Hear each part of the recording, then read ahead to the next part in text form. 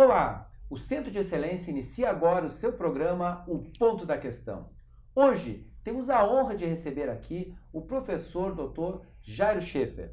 O professor é mestre em Direito pela Universidade Federal de Santa Catarina, doutorando em Direito Constitucional pela Faculdade de Direito da Universidade de Lisboa, em Portugal, e atualmente é juiz federal da Seção Judiciária de Santa Catarina, atuando em especial nas turmas recursais deste estado, já com larga experiência na área de direito previdenciário. O tema de hoje é um tema muito especial. Nós vamos trabalhar com a questão do benefício de prestação continuada da assistência social. Esse benefício foi criado pela Constituição Federal de 88 e ele se destina a pessoas portadoras de deficiência ou idosos que não tenham condições de se sustentar nem de ser sustentado por sua família. Este é o benefício no valor de um salário mínimo. Não depende de contribuição. O grande ponto da questão aqui é definir o que é esse elemento de não poder se sustentar ou ser sustentado por sua família. Isso é um elemento que define carência, mas o que é uma pessoa carente? A lei infraconstitucional foi editada dizendo que os destinatários desse benefício seriam pessoas cuja renda familiar per capita não fosse superior a 1/4 de salário mínimo. O que é a renda per capita? Você soma tudo que a família ganha e divide pelo número de membros dessa família. O resultado, se for inferior a 1/4 do salário mínimo, eles teriam direito ao benefício. Às vezes, a renda per capita de uma família é superior a 1/4 do salário mínimo, mas eles passam uma situação de muita carência, de muita necessidade, que seria aquela situação que realmente está prevista na Constituição. Para debater esse tema, para esclarecer essa questão, principalmente os recentes julgados do Supremo Tribunal Federal, nós vamos conversar então agora com o professor Dr. Jairo Schaeffer. Professor, como essa questão da miserabilidade, da carência para fins desse benefício de prestação continuada da assistência social é visto hoje pelo Supremo Tribunal e pela jurisprudência brasileira? Qual é a questão importante? De um lado, os requisitos, o senhor bem falou, professor, ou idoso acima de 65 anos, ou portador não de uma doença, como se costuma dizer muitas vezes. Na verdade, o conceito de deficiência ele é um conceito muito mais amplo, que ele vai refletir não só a existência ou não de uma moléstia, mas acima de tudo, a existência ou não de uma deficiência que vai dificultar o acesso dessa pessoa, desse cidadão brasileiro, na sociedade. Então, esses dois requisitos vão ser complementados pela carência ou pela miserabilidade. Então, o Supremo diz essa norma que limita ao caráter objetivo de 1/4 do salário mínimo, a renda per capita, quando nós falamos em renda per capita, estamos falando no núcleo familiar da pessoa beneficiada. Quem é o núcleo familiar? É o marido, o esposo, os filhos. Esse é o núcleo no qual nós vamos pegar essas pessoas, ver a renda que elas têm e dividir entre elas. E o Supremo compreendeu que esse critério, se nós pegarmos ele objetivamente, o que seria objetivamente? Uma conta matemática. Eu pego simplesmente o valor, que eu somo dos ganhos dessas pessoas, divido pelo número, esse dado objetivo, esse número matemático é que vai determinar há direito ou não há direito. O Supremo abriu a porta para que o magistrado, no caso concreto, avalie outros elementos. Verificar em que localidade essa família está residindo, verificar quais os gastos que ela obrigatoriamente tem, até em virtude ou do fato de ser idoso, ou em decorrência da deficiência, se isso agrega mais custos, agrega um ônus financeiro maior e possibilita que o magistrado verifique todas as circunstâncias que permeiam o caso concreto, se eles determinam que aquela família está em risco social. Esse é o conceito, na verdade. Se há um risco social. E qual é a forma mais prática que hoje se está vendo para demonstrar isso? É através de um estudo social. Vai uma pessoa especializada na área de perícia social e ela vai ter essa imagem global da família. Onde ela mora, com quem ela mora, quais são os seus vizinhos, quais são as dificuldades que a família enfrenta. E a partir daí, sim, o juiz poderá ter uma visão mais ampla sobre o conceito de miserabilidade.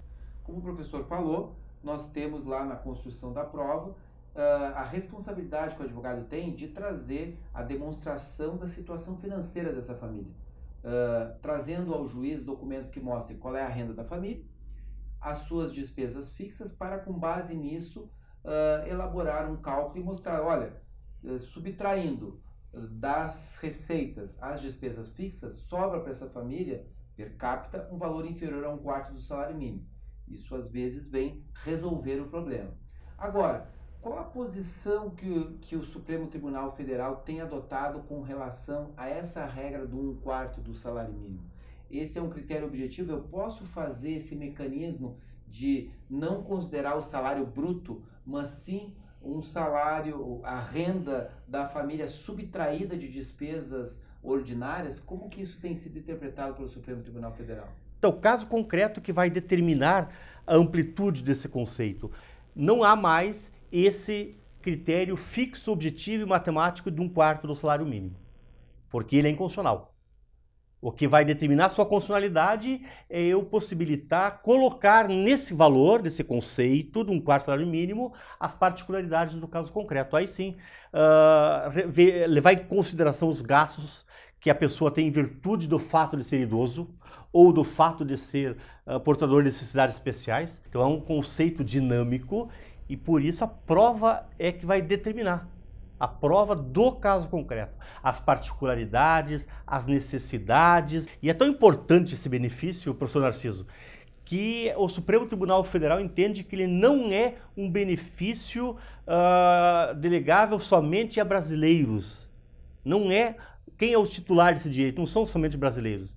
São todos aqueles que residem no Brasil, que estejam legalmente residindo no Brasil. Então o estrangeiro, embora a lei e o INSS não tenha admitido essa hipótese, hoje o estrangeiro tem direito a esse benefício porque ele é um benefício não em razão de ser brasileiro ou estrangeiro. Uma outra questão bastante interessante que tem surgido na jurisprudência é o fato de alguns juízes ou turmas recursais não computarem nessa renda familiar os benefícios recebidos por idosos. Por exemplo, eu tenho um casal de idosos onde um deles recebe um salário mínimo a título de aposentadoria por idade, por exemplo, e tem a sua esposa que não recebe nenhum tipo de benefício. O casal está enfrentando dificuldades e eles vão pleitear o benefício de prestação continuada.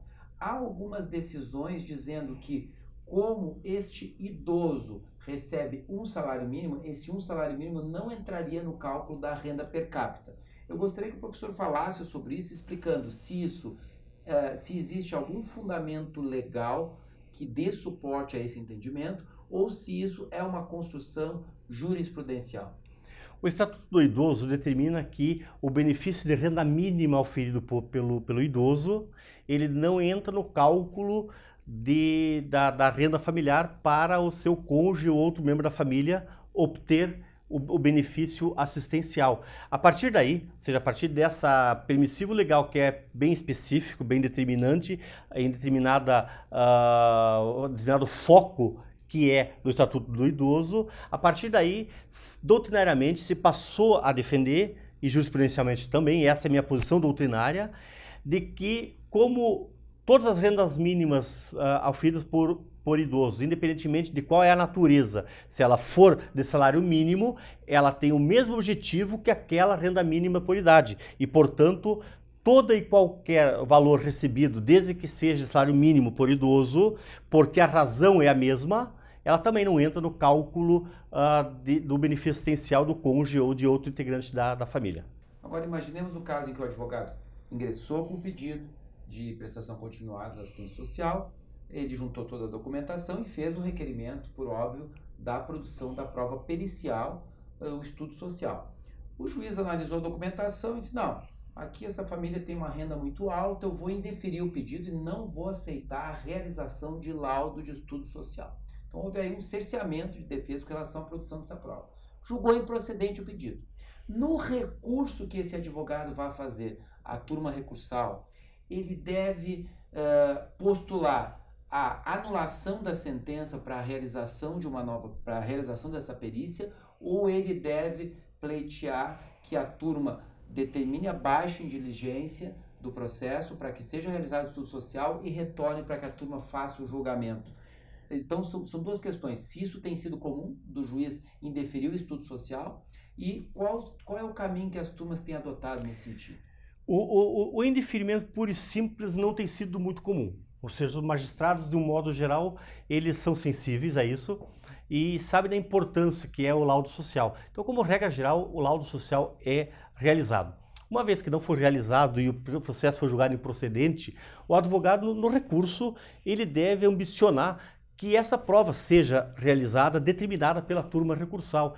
Para o advogado, é um tanto quanto indiferente se vai ser mediante anulação da sentença e prolação de uma nova sentença após o laudo pericial, ou simplesmente uma técnica que hoje está começando a ser utilizada tanto pela turma recursal quanto pelo Tribunal Regional Federal, que é o de simplesmente determinar baixa em diligência para que seja feita a nova perícia sem anular a sentença.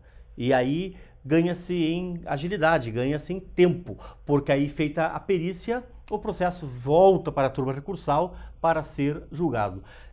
Sob a vigência do novo CPC, me parece que a tendência é exatamente essa, no sentido de, para ter um julgamento mais célere, a turma recursal simplesmente, ou o relator, monocraticamente, ou o colegiado, determinam a baixa em diligência, determinando a realização da prova, do laudo social. Uma vez feito o laudo social, intimadas as partes em primeira instância, o processo retorna à turma para julgamento do recurso aviado pelo advogado.